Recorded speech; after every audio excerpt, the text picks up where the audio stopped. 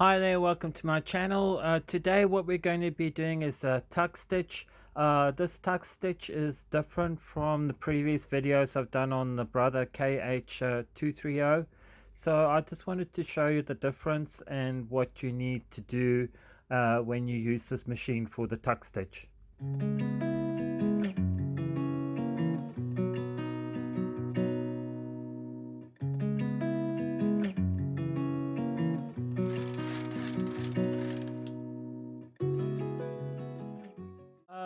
To start the tuck stitch, we're going to select our needles. This pattern works on 8 stitches, so I've just done a preliminary version of it. So I'm just going to show where I picked the needles from, and basically I'm doing about 32 needles, which is divided into 8, so it's about 3 or 4 sections, and that's how this pattern's going to work. It's really quite easy to do, and I just wanted to show you how the tuck stitch works. What I'm doing now is I'm just going to do a cast on. I'm doing an E-rag cast on, and this is how it works. Here I'm using a double knit yarn instead of the Aran yarn or worsted weight yarn. There's a reason for it, so I wanted to show that reason and give you an idea about how the yarn should work for this machine. The reason why I'm using a double knit yarn is because of the instructions on how to do the tuck stitch. When I looked at the manual, there's something very specific about the tuck stitch that needs to be looked at. And when I tested the Aran yarn, it didn't work as well. So I needed to go down a yarn size basically to see how that would knit. And this is what makes this machine different from the Brother KH230. So this Knitmaster mod 100 150 is has a lot of differences with the Brother machine. So I just wanted to talk about that and just to show how you look at this machine. What I'm going to do is I'm going to just change the dial, and I'm going to reduce it down to 5. This is the section of doing the yarn size. But when I do the instructions, you will see that there is a difference on the instruction manuals how you do the tuck stitch. What I'm doing now is I'm just finishing the casting on, and I'm just going to do some extra rows before I do the tuck stitch.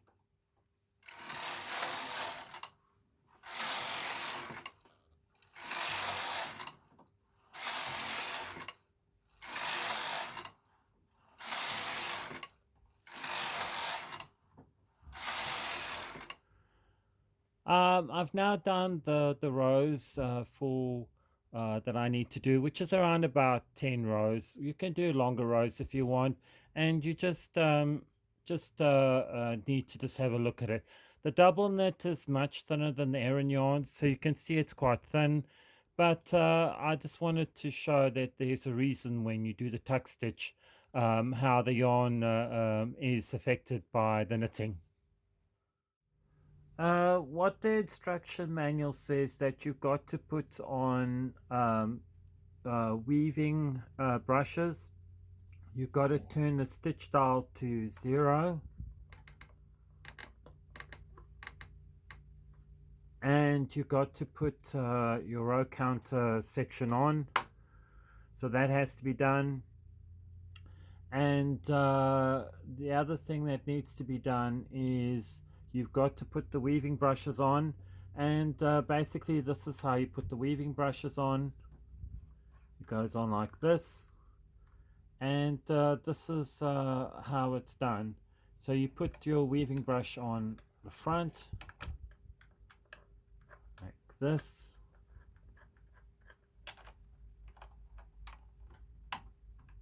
and then you push it down.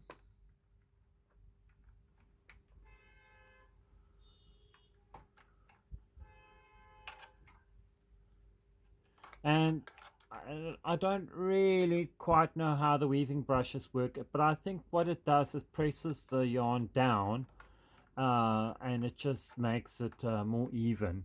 So that's what I think the weaving brushes are for, and that's how you start off your uh, um, section of doing your tuck stitch. The other thing I forgot to do was you got to put your levers to one on either side. That is what puts the needles into hold, and that's what creates the float that goes over the needles in order to create the actual tuck stitch. What I'll be doing now is selecting the needles. I will be doing 12 rows of patterning, and the patterning is quite easy because it works on 8 stitches, so it should be really quite easy to do. So the very first section is to push the needles that you're going to work into the first section. So the first part of the pattern, the first 8 stitches, they say leave 3, do 1, leave 3, do 1, and you do this right until the end of the row, and that's how quite easy this pattern is. I always work from one side so that if I see that there is an odd set of needles, I recount and just make sure that it falls as part of the pattern. You can always check the end and at the beginning of the pattern, and it just makes it easier when you do your measuring and just to check what needles you're going to be using. So what I'll be doing now is the very first row. I've selected the needles, and we are going to just go over the needles that and make sure that your position is in holds, and so that when you do the first stitch. So here's the very first stitch, and this is how it works with the tuck. And it went really smoothly, and it seems quite easy to do. After you've done the first row, you do 4 more rows, so you do 5 rows in total.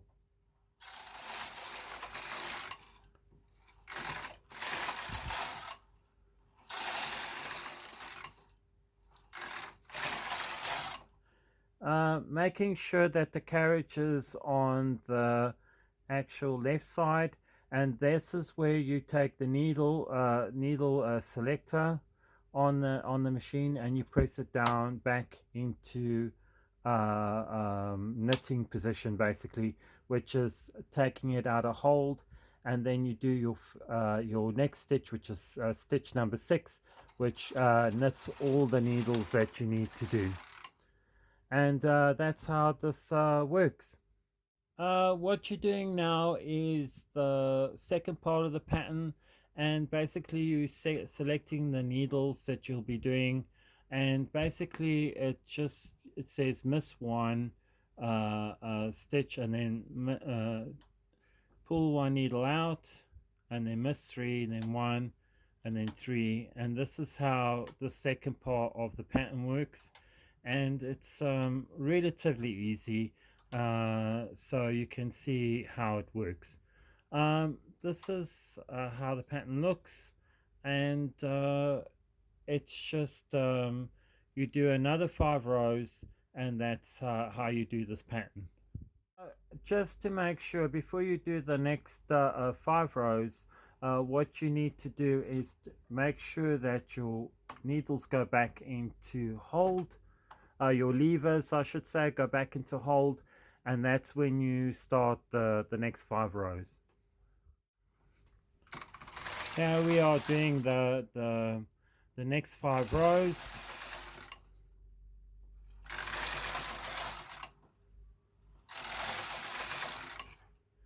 And you go to row 11, and this is where you set your needles, your levers back to normal knit.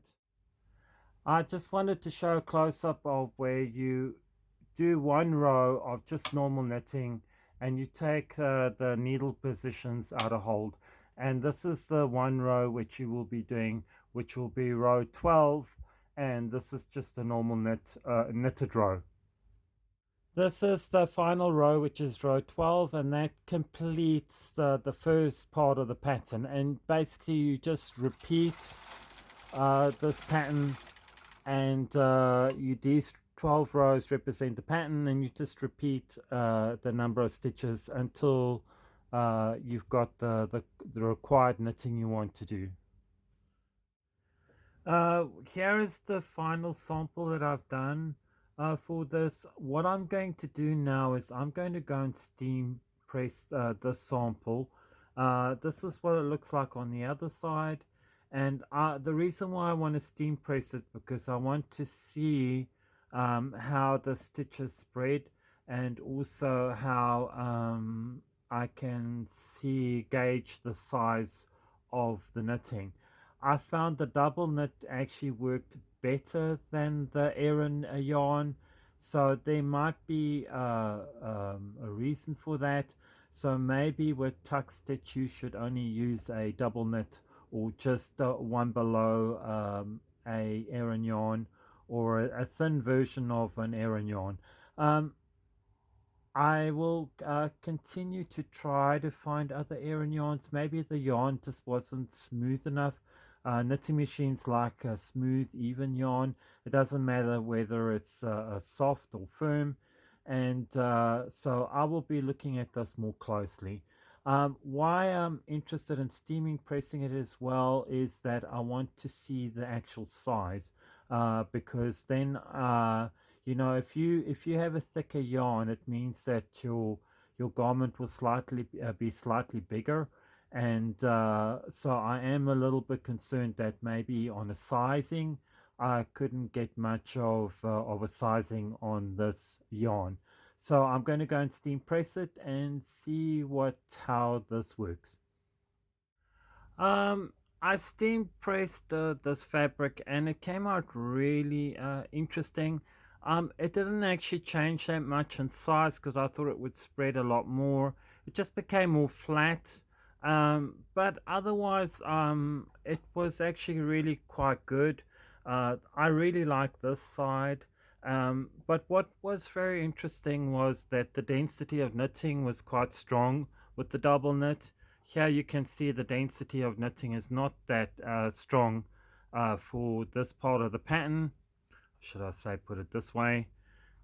And you know, the density seemed really quite concise. So if I was going to do the tuck stitch, I would maybe consider doing in a double knit rather than in an Aran knit, because it seems to be a much better stitch, and it seems really quite nice as well.